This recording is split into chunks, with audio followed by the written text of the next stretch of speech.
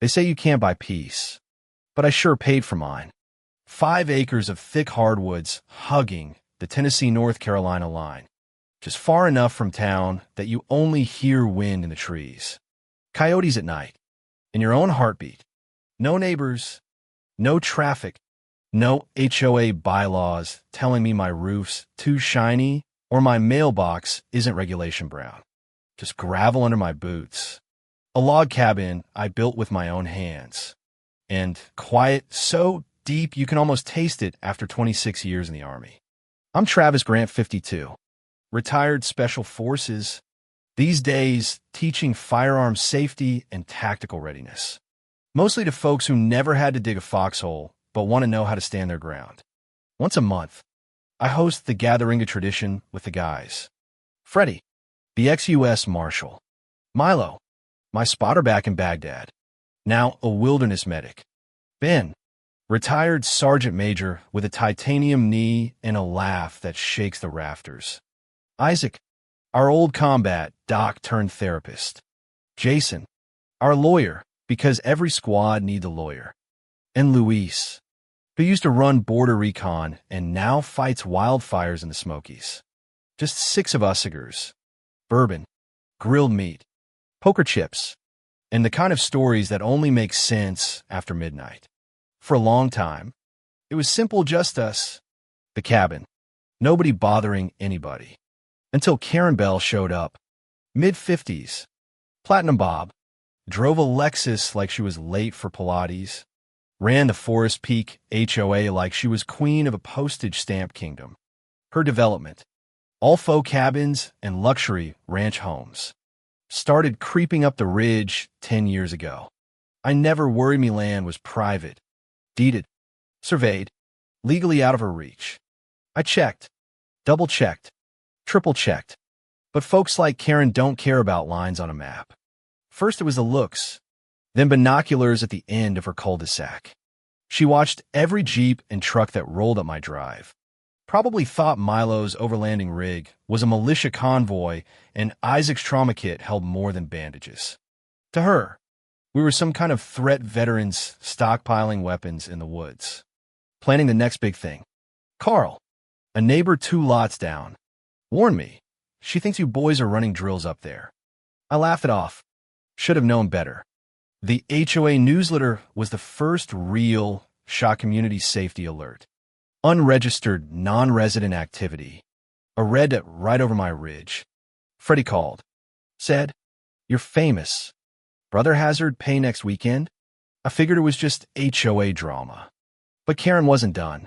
She formed a security task force. Pete, a retired mall cop. Joel, an ex-warehouse guard. And Brett, her teenage nephew.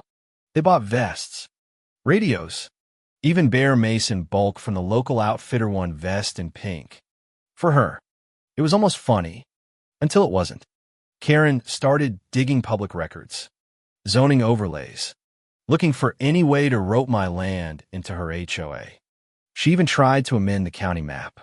When that didn't work, she doubled down task force bulletins, color-coded threat charts, fake documents. One day, a resigned board member dropped a bomb. Karen had forged a meeting record, claimed the board had approved surveillance of parcel 48, my land. But my parcel isn't even in her jurisdiction, and she faked every signature. By then, she'd whipped up her crew into thinking they were the front line in some suburban war.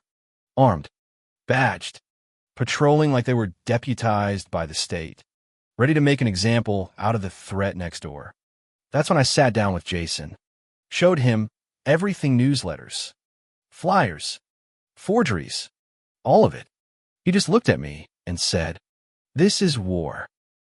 Poker night, late October, firewood popping, the smell of venison steaks, the usual round of trash talk and laughter. We were armed, sure, legally, respectfully, like always. The first warning was Daisy, my blue heeler. Ears up, low growl, then footsteps in the brush. Voices, "This is HOA security. Drop your weapons." Out stepped Karen, Pete, Joel, and Brett, guns drawn, vests on, looking half ready for a parade. Half terrified. Freddie stood first calm. Hands up.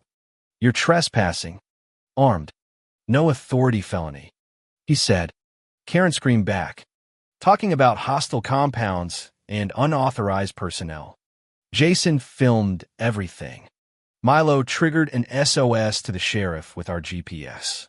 Louise flanked from the shadows. When Brett stumbled with his shotgun, Louise took it in one smooth motion, put the kid in the mud.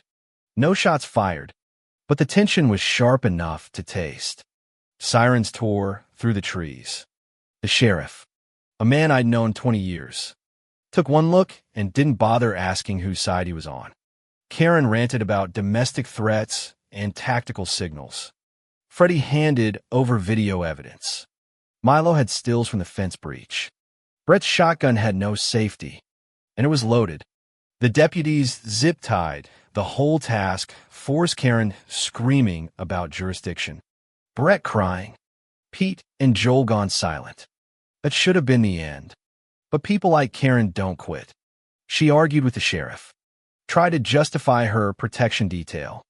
Claimed she'd stopped a domestic threat. The sheriff didn't buy it. For felony charges armed trespass, conspiracy, militia activity, endangerment of a minor. But Karen, defiant as ever, sent a dead bird to my mailbox with a note. You won the first round, but you're not safe.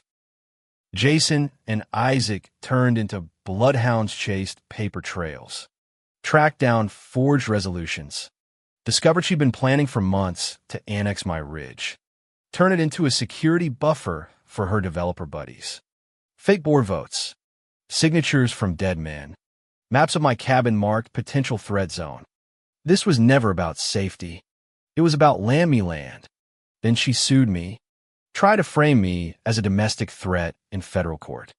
Brought in a fake expert, Randall Corrin, whose credentials fell apart under Jason's questioning diploma mill. No security clearance, bankrupt twice. The judge threw out her case, referred her and her attorney for fraud. That's when the hammer dropped.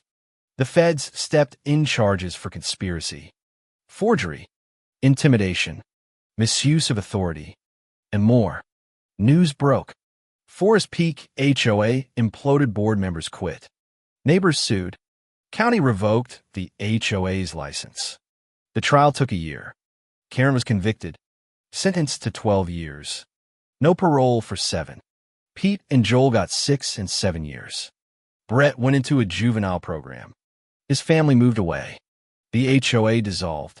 Assets frozen. County took over. Ironically, things run smoother now than ever, just neighbors. No patrol vests. No paranoia. As for me, still in my cabin. New reinforced gate. Cameras on every tree. The sign by the road says, private property. We play poker. We grill meat. You're not invited. The boys loved it. First real gathering after the sentencing, just us. Bourbon, ribs, laughter echoing down the ridge. I raised a glass to freedom, to peace, and to folks like Karen May. They always underestimate the quiet ones. Ben grinned, and may they never forget. You don't mess with veterans on private land. We laughed, loud and long. Finally home. No fear. No fences we didn't build ourselves. Just calm and a full house.